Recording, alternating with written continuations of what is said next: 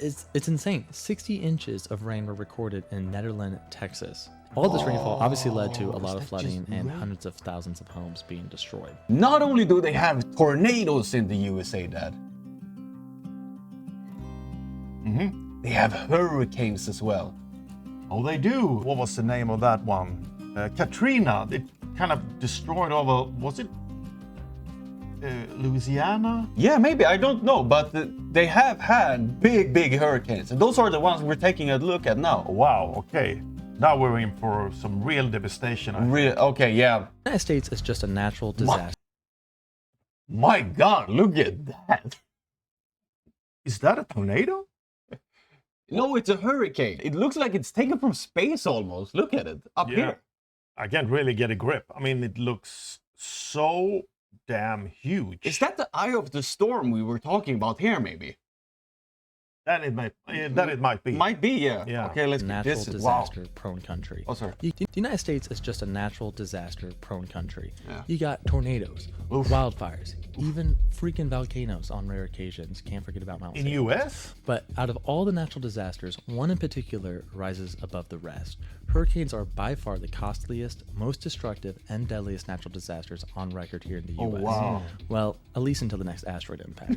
And today we're going over the top 10 worst historic hurricanes. We'll be looking at 3 factors to determine these ratings: cost, death toll, and power. And we're starting the list with number 10, the very recent Hurricane Ian that spanned from September 23rd to October 1st, 2022. Yeah, recent. Hurricane Ian was, at its peak, a Category 5 major hurricane with a minimum barometric pressure of 900. I think it's some copyrighted material, so... Peak wind speeds from Ian measured in the 160 mile per hour range.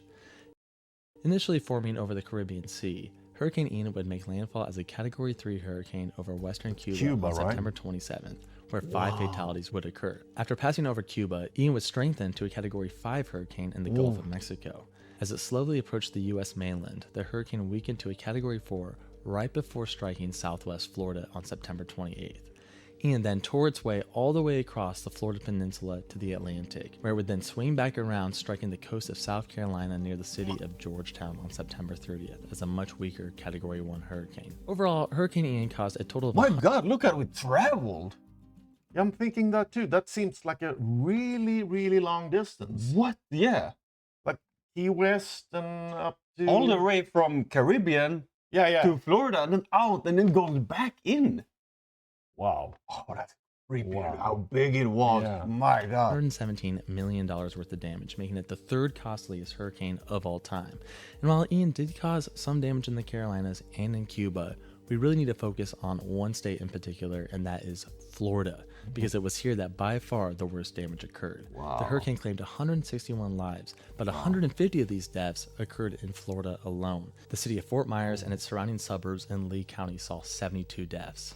This high death toll was caused by a variety of factors. One being the 15-foot storm surge that flowed onto Fort Myers Beach, Sanibel Island, and Bonita Springs. The flooding destroyed 52,000 buildings, and it even caused the Sanibel Causeway to collapse, cutting off road access to the island. And it wasn't just the coast of Florida that was heavily affected. Large amounts of rainfall caused major inland flooding, and there were even several tornadoes spawned, particularly in southern Florida near Miami. Due to the significance of the storm, the name Ian... So hurricanes can create tornadoes. Yeah, I think I read something about that. I think I've heard it before. Yeah. Wow. Been retired by the World Meteorological Organization. This seems like the godfather of all disasters because it can lead to tornadoes and floodings as well. 9. Hurricane Camille. Forming on August 14th, 1969 and lasting until the 22nd, Camille would peak as a Category 5 major hurricane with a minimum barometric low pressure reading of 900 millibars, making it one of the strongest hurricanes on today's list. This hurricane featured wind speeds near 175 miles per hour. It also 282 kilometers per hour wind speed. That's crazy. It's not even fathomable, right? No, exactly. It's crazy. Also featured a very similar path to so many infamous Atlantic hurricanes, forming in the Caribbean Sea and then moving up towards the Gulf of Mexico into the Gulf Coast of Louisiana, Mississippi, and Florida. While hurricane formation was slow at first, environmental factors such as a warm environment and moisture over the Gulf of Mexico allowed Camille to quickly strengthen to a strong Category 5 hurricane with wind speeds near 170 miles per hour. Forecasters initially thought that Camille would head towards the east, towards Florida, similar to Ian in the last entry. However, they would be a bit off with their forecast. Here's a chart of the forecasted path. See these lines over here? Those are the forecasted paths of Hurricane Camille.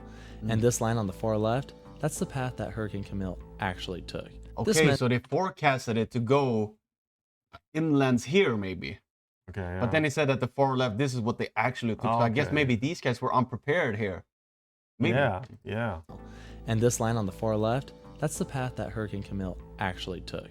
This meant that a lot of people in Alabama, Mississippi, and Louisiana were not properly prepared and were caught off guard when on August 18th, Camille made landfall in Bay St. Louis, Mississippi at its full strength, with the wind speeds around 175 miles per hour. These high winds wrecked the coast of Alabama, Mississippi, and Louisiana, destroying thousands of buildings, resulting in the loss of 143 lives in these three states. One urban legend tells about a supposed hurricane party at an apartment in Pass Christian, Mississippi, where 23 attendees died and only one made it out alive.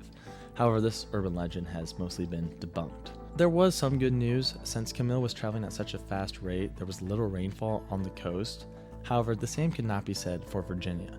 By the time the storm reached Virginia on August 20th, its pace had slowed significantly, leading to huge amounts of rainfall resulting in massive flooding and landslides in Virginia. Look, yeah, I was thinking, is that a landslide? Because of the water. To huge amounts of rainfall resulting in massive flooding and landslides in Virginia. In fact, more people died from blunt force trauma complete devastation caused by the landslides in Virginia than those who were on the coast. Overall, 153 people would perish in Virginia, 123 people in Nelson County alone. 21 of these victims were all from the same family, the Huffmans. Hurricane Camille remains the deadliest natural disaster to ever hit the state of Virginia. Overall, Hurricane Camille claimed 259 lives, and due to this high death toll, the name Camille has been retired by the WMO. Number 8 is one that I'm sure many of us remember quite well, and that is Hurricane Harvey in 2017. Also now, while Hurricane Harvey only peaked as a Category 4 hurricane, which is still very strong, the hurricane is tied as the costliest hurricane on record, causing $125 billion worth of damage. The storm that would become Harvey first began as a tropical storm near the Lesser Antilles Islands, but would eventually weaken back into a tropical depression as it crossed the Caribbean Sea. It would eventually make landfall over the Yucatan Peninsula in Mexico, but then suddenly pivot north into the warm waters of the Gulf of Mexico. These warm waters helped the hurricane to quickly strengthen to a Category 4 strength, with a minimum low pressure reading of 937 millibars. Harvey continued north until it struck the coast of southeast Texas. Is that real? There's one factor that makes Harvey stick out. All right. Is that real footage? Oof, hard to tell, right? I don't know. It's from 2017, so... Category 4 strength, with a minimum low pressure reading of 937 millibars. Harvey continued north until it struck the coast of southeast Texas. There's one factor that makes Harvey stick out from the other hurricanes on this list, and that is the insane amount of rain that was dropped on Texas. I mean, holy goodness, the amount of rainfall is ridiculous. Look at this radar imagery. Watch this radar loop of Hurricane Harvey. The hurricane makes landfall over Corpus Christi, and then it just stops. Like, it literally just pauses over Corpus Christi. It's like crazy. The tornadoes. And then the tornadoes, they can just stop. Yeah. Wow. Slowly picks up the pace and slowly moves to the north. Now specifically look at the precipitation over Houston. Oh my word. It's insane. 60 inches of rain were recorded in Nederland, Texas. All this rainfall obviously led to a lot of flooding and hundreds of thousands of homes being destroyed. Hurricane Harvey remains the wettest hurricane on record in the U.S. Rain wasn't the only damaging factor of Hurricane Harvey. There were also 22 weak tornadoes throughout the state. Overall, 107 people would tragically lose their lives in the U.S. 103 of these people were in Texas. Hurricane 7 is actually a weak hurricane, only a Category 1, but before we get to number 7, a quick word from today's sponsor, PDS Debt. Sometimes in life... Okay, so that one was scary as well because it just stopped, like the tornadoes did. Yeah, exactly. And I don't think I can really wrap my head around how big they are, because when we are looking at these kind of weather forecast or whatever you want to call them, those pictures, the hurricane looked so big. Like, so big. Like, you know, like a couple of towns are involved in the hurricane. In one hurricane. Yeah. Excuse it's not ignorance, but like stupidity, but it's so foreign. Like we have no idea. No. Like no idea. And how it travels and gains power and loses power and changes and stops. And did you see also like when the hurricane was kind of over this Corpus Christi, Houston was affected by a lot of rain that looked like it came from the hurricane. That's such an amount of miles. Wow. This is mind-blowing. Mind-blowing, exactly.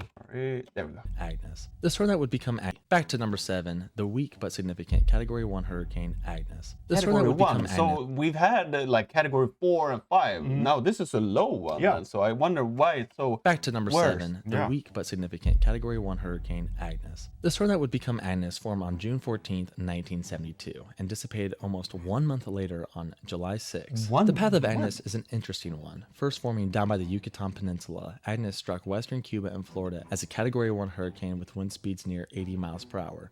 While weak, the storm did claim lives in both Cuba and Florida, but the story of Agnes was just beginning. Hurricane Agnes is interesting as while it was a weak hurricane, it was able to maintain its strength as a tropical storm as it traveled over the United States through Georgia, the Carolinas, and up to New England. In fact, most of the destruction from this hurricane occurred way up in the northeast in Pennsylvania and New York. The destruction was very similar to Hurricane Harvey, as most of it was the result of loads of rainfall and the resulting flooding. Take a look at this rainfall map, and you can easily see which areas were impacted the most.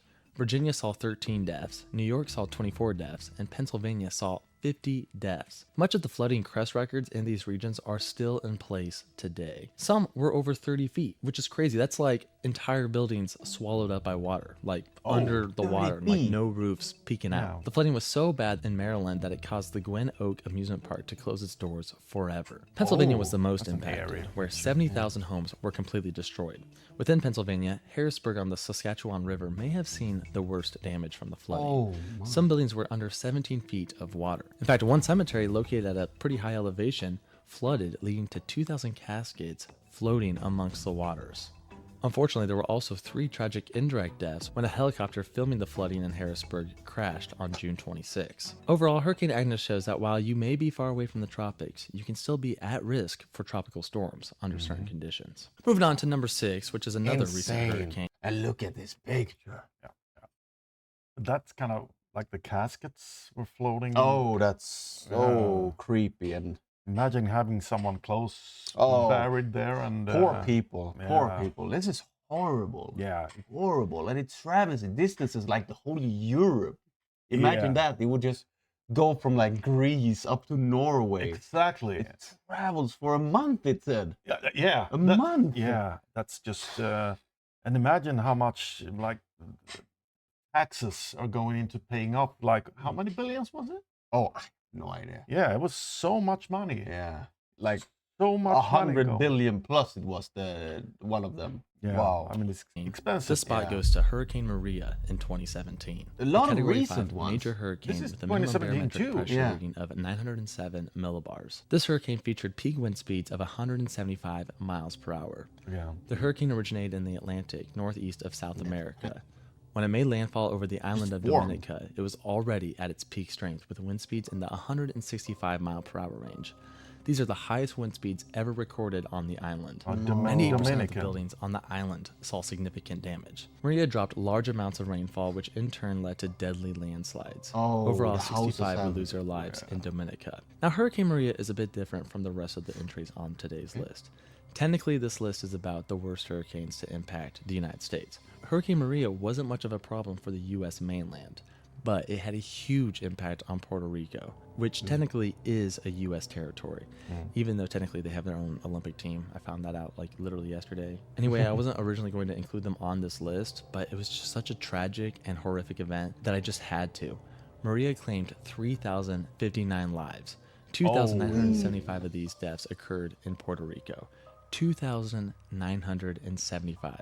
Maria made landfall in Puerto Rico on September 20th as a Category 4 hurricane with wind speeds in the 155 mile per hour range. These high winds along with storm surge destroyed hundreds of thousands of buildings.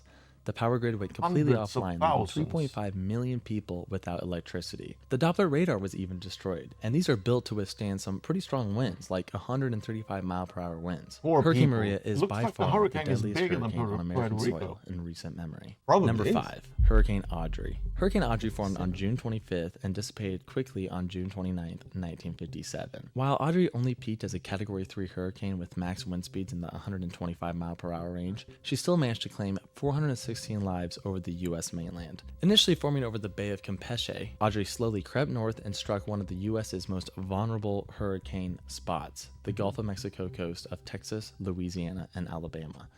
One thing you may notice from this list is that when hurricanes hit this area, it's almost always catastrophic. Audrey made landfall at the Texas-Louisiana border on June 27th. Why is it catastrophic? Just specifically that region? Like we've seen them hit Florida and so on. Why specifically there? Yeah, I can't really tell, but I mean, yeah. Yeah, let's not guess, but let us know why exactly those areas. Yeah. In Texas, Galveston saw a large amount of the destruction as the storm surge broke through the Galveston seawall, flooding large amounts of the city. One fishing ship off the coast, with 9 crew members near Galveston, capsized, killing all occupants on board. As bad as it was in Texas, the damage was even worse on the Louisiana side of Audrey. Millions of acres were completely flooded, and the town of Cameron was almost completely destroyed by a 15-foot storm surge. In fact, the only building left in Cameron was the courthouse. It was in Cameron where the majority of the fatalities occurred. 371 out of the 416 deaths occurred in the city. The parish of Cameron, Louisiana, is a hurricane magnet. In 2005, Hurricane Rita slammed into Cameron, destroying most of the town again. Thankfully, in 2005, pretty much everyone had evacuated. But again, in 2008, Hurricane Ike destroyed 80% of the town. Due to all the hurricanes, Cameron, Louisiana's population dropped 80% between 2000 and 2010. One of the biggest reasons Audrey was so deadly was due to the lack of evacuations. Much blame was put on the Weather Bureau for not properly communicating with the residents on the Gulf Coast. They did warn of the hurricane, but they were just pretty lax about it. This actually all led to the Weather Bureau / United States being sued by residents in these areas. In the 1963 case, Barty v. United States. The case was unfortunately dismissed. Number 4 goes to the 1935 Labor Day Category 5. You're so powerless, right? In that position, if you don't receive proper warnings, you will probably just stay there, and you probably know where a storm is coming. Like you've probably read about it or seen it, and people talk about it, but. If they're not literally there to tell you need to go now, then people maybe think that it's safe to stay. I don't know. What do you think? Yeah, I think so too. And I'm also thinking this was way back. Yeah, it was in the 50s, right? 57, I think it is. 57, yeah. And I mean, I guess there's been a lot. I know there's been a lot of progress when it comes to forecasts and stuff like that. So maybe it wasn't that good back then. And I mean. You're right. Maybe I'm too harsh, but I felt for the people there. You know? Of course. And this is from 35. Sorry, go ahead. And I just thought of like they were hit like 3 times. Was it 2007, 2015? I can't remember. But the like from the 2000s, the residents went down with 80%. Yeah, I think they moved out, right? That's what I'm thinking. It can all be casualties. But also poor people, right? You know, that's your home. Yeah. You're forced to move because of nature. Really feel for them. Yeah, absolutely. Number 4. Hurricane that formed on August 29th and dissipated on September 10th. At its peak strength, the Labor Day hurricane featured 185 mile-per-hour wind gusts with minimum low pressure almost reading of 300 kilometers. Wow. Making this hurricane the strongest, most powerful hurricane on record in the U.S. The storm initially formed to the east of the Bahamas. As it headed west towards the Florida Keys, the hurricane quickly intensified to a very powerful Category 5. At this point, it traveled off the Gulf Coast of Florida, up through the Panhandle and over Georgia, the Carolinas, and Virginia, and then finally back out into the Atlantic Ocean, where it would eventually dissipate. The 1935 Labor Day hurricane was not only extremely powerful, but it was also very deadly, claiming 423 lives. The most impacted were the Florida Keys, specifically the upper keys of Long Key and Craig Key, where an 18-foot storm surge swept over the islands and the very southern tip of the Florida Peninsula. The town of Isla Morada took a direct hit and was completely destroyed. The railroad line connecting the islands to the Florida mainland was also destroyed, preventing aid from responding quickly. Today, situated in Isla Morada, close to the location of the town's post office at mile marker 82 East on US Highway 1, stands a monument that was created by the Florida Division of the Federal Art Project. This memorial marks the location and burial of the ashes of over 300 victims. Going into the top 3, these storms get much more serious and much more deadly. Starting off with number 3, a hurricane that we are all very familiar with. I'm of course talking about Hurricane Katrina in 2005. It's probably the most well-known hurricane event, and for a good reason. It is tied as the costliest hurricane on record, causing $125 billion worth of damage. At its peak, Katrina was a Category 5 major hurricane with wind speeds around 175 miles per hour and a very low minimum pressure of 902 millibars. Hurricane Katrina originally formed near the Bahamas on August 23rd. 2 days later, on August 25th, it was strengthened to a Category 1 hurricane just before striking the east coast of Florida. Katrina weakened as it crossed the Florida Peninsula, but once the storm was over the warm waters of the Gulf of Mexico, it rapidly strengthened from a Category 3 to a Category 5 hurricane. It gets bigger and bigger and bigger and bigger. Like, oh my! Strengthened from a Category 3 to a Category 5 hurricane in less than 9 hours. The hurricane then headed towards that really dangerous low-altitude coast of Mississippi and Louisiana. On August 29th, Katrina, now a Category 3 hurricane, slammed into New Orleans and the surrounding Gulf Coast. The high storm surge penetrated the various flood protection barriers, flooding 80% of the city. The devastation can clearly be seen on Google Earth. Oh, the story of Katrina. Oh wow! And this says that it was broken here, I guess. So they said it was like under sea level. I think they said. Oh, under elevation. I think he said. Okay. It's like the Netherlands. Oh yeah. The city. The devastation can clearly be seen on Google Earth. The story of Katrina is really about the failures of the New Orleans flood walls. Like, look at these levee breaches on Google Earth. This barge right here smashed into this levee, destroying it, flooding the entire neighborhood. There were flooded interstates, Walmarts have been flooded, the Superdome was heavily damaged. You've seen those pictures? I remember those. Oh, maybe not exactly those, but I remember people standing on the rooftops and yelling for help. Also, this gained like media traction all the way over here as well. Yeah, it did. Oh, wow. Oh, yeah, absolutely. When was this 2005. Yeah. So this was a major thing over here too. Okay. And it was disaster. Big disaster. Very tragic. Yeah. I mentioned there's a lot of drama around the Superdome. I want to eventually do like a Google Earth video on Hurricane Katrina, kind of like my old school video, just going over the damage and the recovery. So stay tuned for that. Overall, 1,800 plus lost their lives from Katrina, and 1,577 people lost their lives in Louisiana alone. That's a huge amount. A death toll on the U.S. mainland like this has not been seen since the 1928 Okeechobee hurricane. 577 people, while 1,800 plus lost their lives from Katrina, and 1,577 people lost their lives in Louisiana alone. That's a huge amount. A death toll on the U.S. mainland like this has not been seen since the 1928 Okeechobee hurricane. Speaking of the 1928 Okeechobee hurricane, that is number 2 on today's list. Very powerful Category 5 major hurricane with estimated wind speeds between 160 and 170 miles per hour. This hurricane had a minimum low pressure reading of 928 millibars. This monster hurricane formed on September 6 off the coast of West Africa, way further away than any of the other previous entries. You might be wondering, how on earth were we able to track a hurricane in 1928? Well, it's because there were ships throughout the Atlantic that tracked the storm's progress.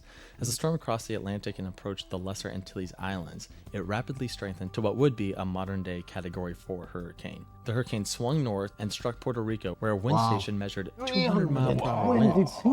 However, this rating is disputed and it's believed to be inaccurate, but still, obviously there were high winds, regardless. The hurricane continued north over the Bahamas, where it would eventually make landfall in southeast Florida near West Palm Beach as a Category 4. The hurricane would then travel inland and slowly weaken as it struck the communities around Lake Okeechobee. Now, in the Caribbean and the Bahamas, the hurricane claimed 1,600 lives. But in Florida, in the U.S., the hurricane claimed 2,511 lives, making it one of the deadliest natural disasters on record for the United States. 2,500 of these deaths all occurred in Florida. Storm surge mixed with high winds destroyed thousands of buildings near the coast, specifically near Miami. What is storm surge? He's been saying it, but I've been trying to understand it.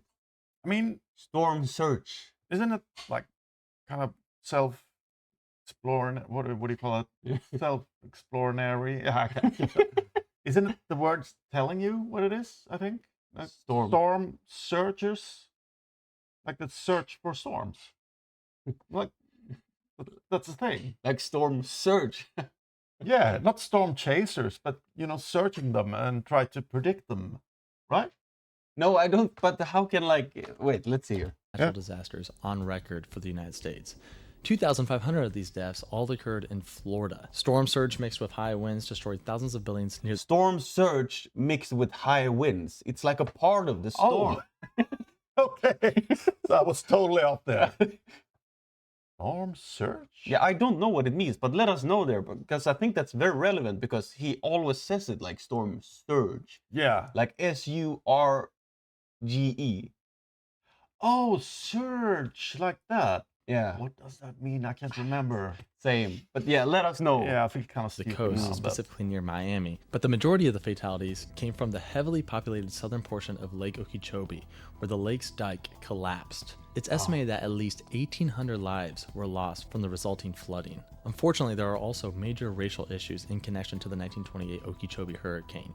Many of the victims were black migrant farm workers and did not receive proper burials or even recognition. However, thankfully, they would eventually be recognized thanks to people like Robert Hazard, who helped establish proper memorials, as well as African-American writer Zora Neale Hurston, who wrote Their Eyes Were Watching God, a novel exploring the hurricane's impact on black migrant workers.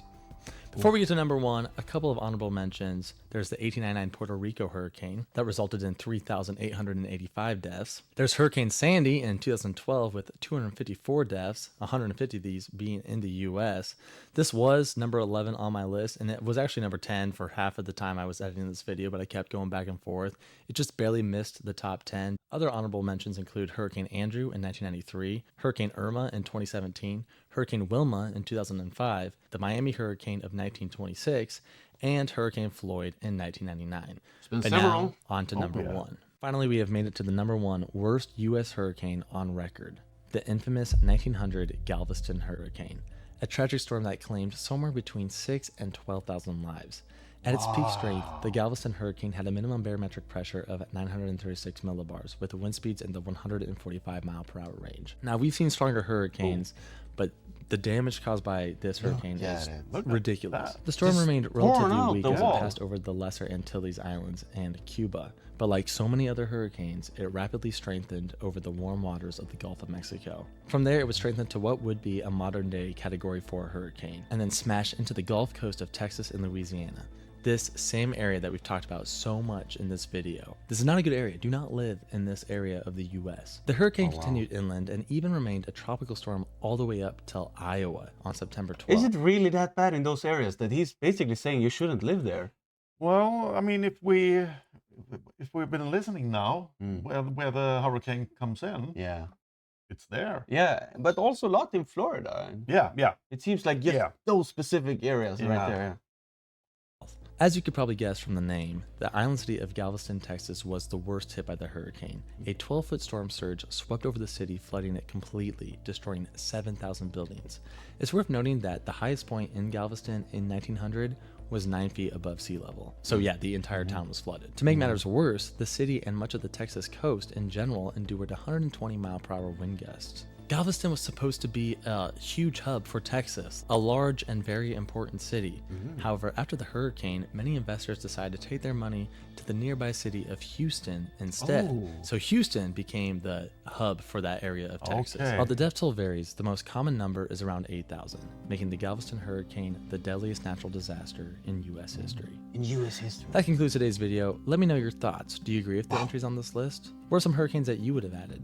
I'd love to know. Thank you so much for watching, and we'll see you. Just like tornadoes, it's very fascinating to look at them, how big they can get and how far they can travel. There was not much footage of a hurricane, except from above, it seemed like. True, yeah. And the devastation it did, and the rain.